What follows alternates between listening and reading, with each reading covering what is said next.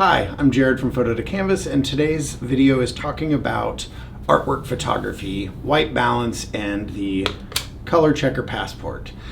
I'm making this video because I've done some other videos about my artwork photography process, and somebody asked a question that's actually caused my process to change a little bit. I'm self-taught, so I'm always happy to hear new information, answer new questions, which will cause me to potentially learn more and do what I do better, which is the best thing in my opinion. I don't by any means claim to know everything about this, so I encourage you to ask questions, as in this situation it helped greatly. So somebody recently commented asking why I shoot this side and this side for white balance, as it seems somewhat redundant. So X-Rite, and now owned by Calibrite, all of their instructions that are out there, all of the tutorials on using the Calibrite or X-Rite color checker passport to get your colors accurate, they're kind of mixed. It's not even that they're mixed, it's that they don't give direct instructions on white balance when using this device. This device, if you don't know, is for getting colors completely accurate when photographing portraits, artwork, anything like that, where you're really concerned about the color accuracy. You take a picture of this, you create a profile in your post-production software, and it matches the colors to a database, which is the industry standard to get your colors accurate. Now, a brief description of what this card does. Actually, let's start here. This is a gray card. It's 18% gray. It is for exposure setting. This is the white balance target. This is your color standard section. This is what you're going to be photographing most importantly. This is more creative. You can see there's a person's head, a person's head. These are different warmths of color temperature. There's a mountain and a mountain with shade, sun, same thing. That's for landscape. But what we're going to be focusing on is this and these. So you're going to notice that this is not bright white. This is slightly off. It's 12% gray. Industry says that white is the best for a white balance. That's why it's called white balance, but it's very easy to overexpose white. So by making it slightly darker and providing you with some RGB values, it's more accurate using this. This is gray. Now, something I used to do, and this is the main part of my process that's changing, something I used to do was set my exposure to my pieces by eye.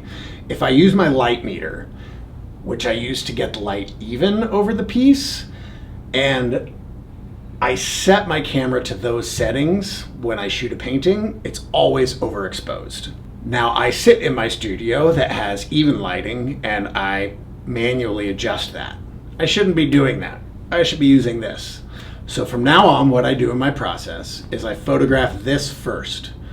I crop my image into just that square, and I put that on my histogram right in the middle at 50% gray. And that gives me my correct exposure.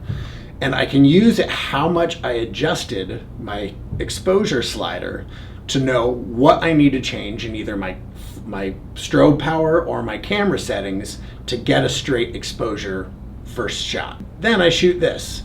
Now I use a Sony camera, so unfortunately I cannot do a custom white balance setting within camera with strobes. It's stupid. Canon and Nikon's allow you to take a picture and then use that photo within the camera to create a custom white balance, which I would love to do, but Sony doesn't allow that for some stupid reason. You have to use the continuous lighting when you're creating custom white balances.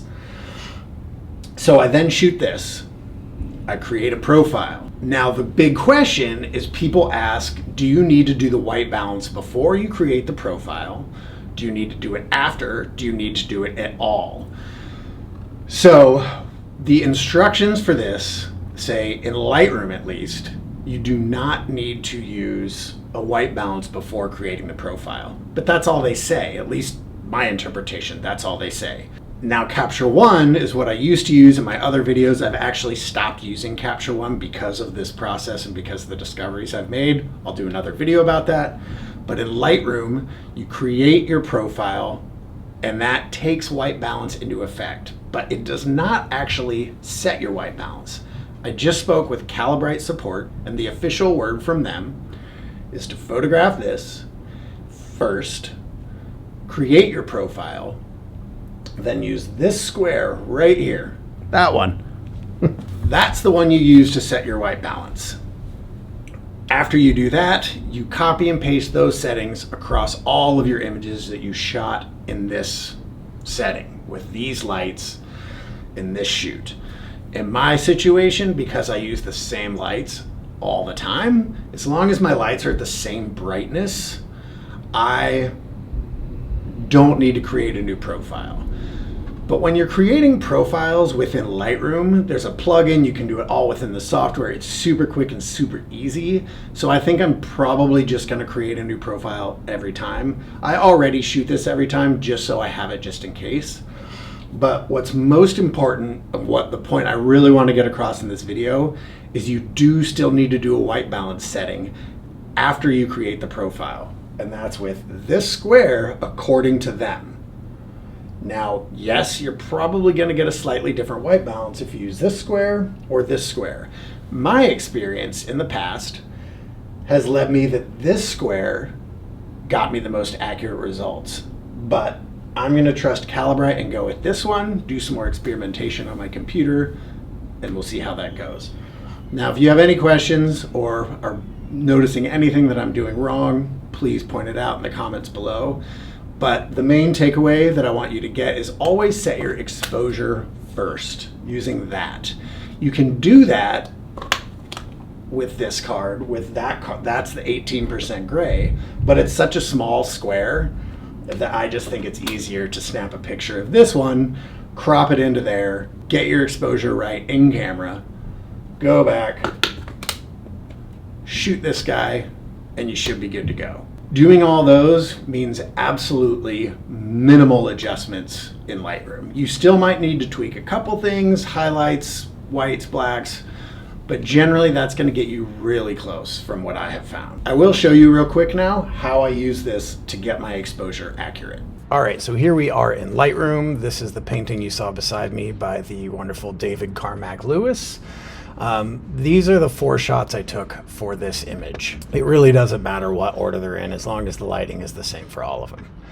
So once I took this shot, I went into my develop module and I cropped this.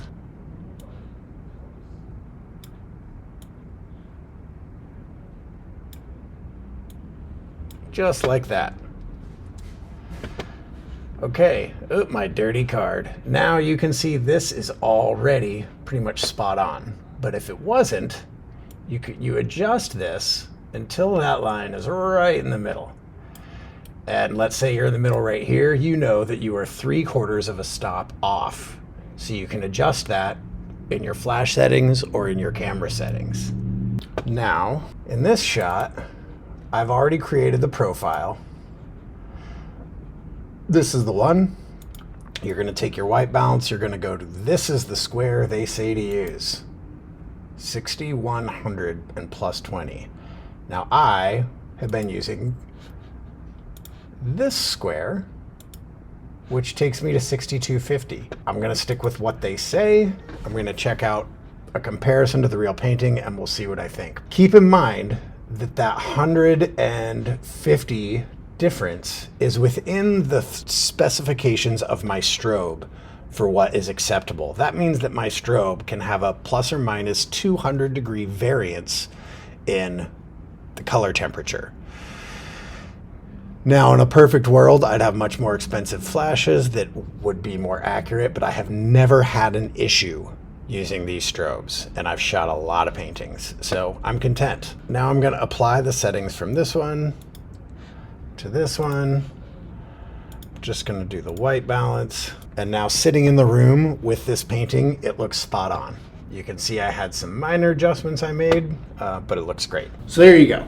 I hope this was helpful. If it was, please thumbs up the video, subscribe to the channel. Again, reach out with any questions, any comments below, and we'll see you next time. Have a great day.